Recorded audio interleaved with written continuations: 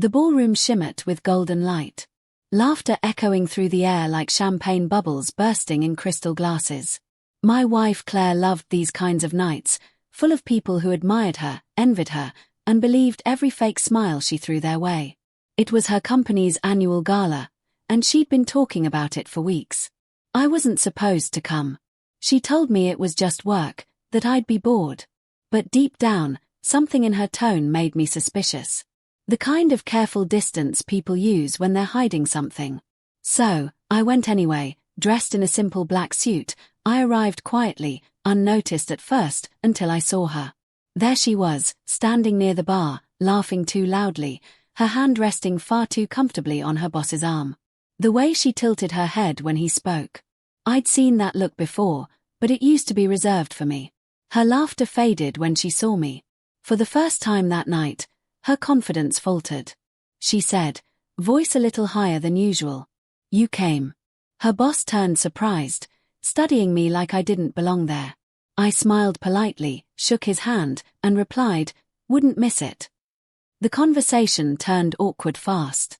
Claire tried to cover it with her usual charm, complimenting my bravery for showing up. The people around us chuckled, not realizing the venom beneath her tone. She loved performing in public, loved showing that she could tease me and still have everyone on her side. But this time, I wasn't going to play the quiet husband who let things slide. As the night went on, she became bolder, fueled by wine, pride, and the attention of men who laughed too easily at her jokes. At one point, surrounded by her co-workers, she looked at me and said with a smirk, you know, I could leave him anytime I want. He's too nice to ever do anything about it. The crowd laughed. Even her boss chuckled. But I didn't. I just stared at her, not with anger, but calm silence. You're right, I said finally, voice steady. You could leave me anytime. But before you finish that thought, I gestured toward her phone on the table. You might want to check your messages. Confusion flickered in her eyes as she grabbed her phone. The screen lit up, one notification after another. I could see her face change in real time, from arrogance to confusion to pure panic. Her boss's phone buzzed, too, and suddenly his expression darkened. He stepped back, muttering something about needing air. The entire table went silent. Claire's hand trembled as she scrolled through the emails I'd sent minutes earlier. Copies of her text exchanges, hotel receipts, screenshots, everything. Her secret affair wasn't secret anymore. The very man she'd been flirting with in front of me had just realized she'd been sending the same messages to one of his business partners. The silence was deafening. She turned to me, voice breaking. What did you do? I leaned in slightly and said softly, I didn't do anything, Claire. You did around us. Whispers began to rise. A few people stood up awkwardly. Her boss's wife, who had just entered the room, stopped dead in her tracks, watching her husband's face. Claire looked like she might collapse. Her fake confidence had vanished, replaced by raw fear. The woman who bragged about control now had none. Her eyes darted toward me, pleading, please, not here. Let's talk outside. I shook my head. You made this public. Let the audience stay for the ending.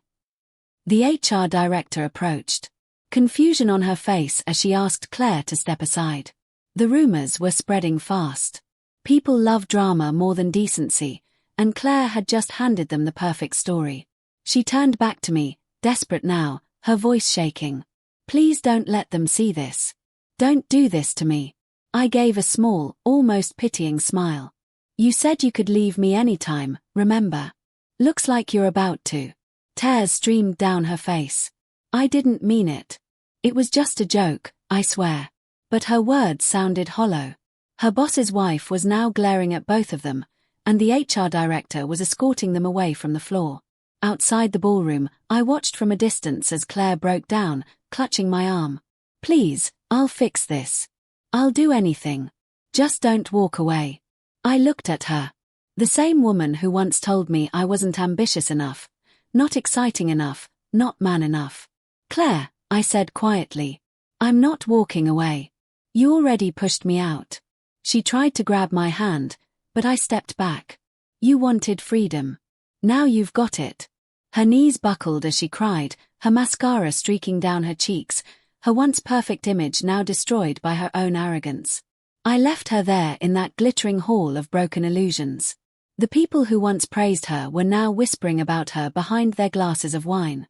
I didn't need to yell, didn't need revenge. The truth had done all the work for me. As I walked out into the cool night air, I felt something I hadn't felt in years. Peace. My phone buzzed non-stop. Missed calls, desperate texts, voice notes full of sobs and apologies. I didn't open any of them. I just drove home, rolled the windows down, and let the night swallow every sound except the quiet beat of freedom. Weeks later, word got around that Claire had been suspended from work. Her boss resigned quietly after his wife filed for divorce. The same friends who used to envy her started avoiding her. Her pride had been her weapon and her downfall. As for me, I didn't seek revenge. I simply moved on, built my business, focused on my peace. Because nothing hurts a narcissist more than indifference. She wanted to prove she could leave me anytime.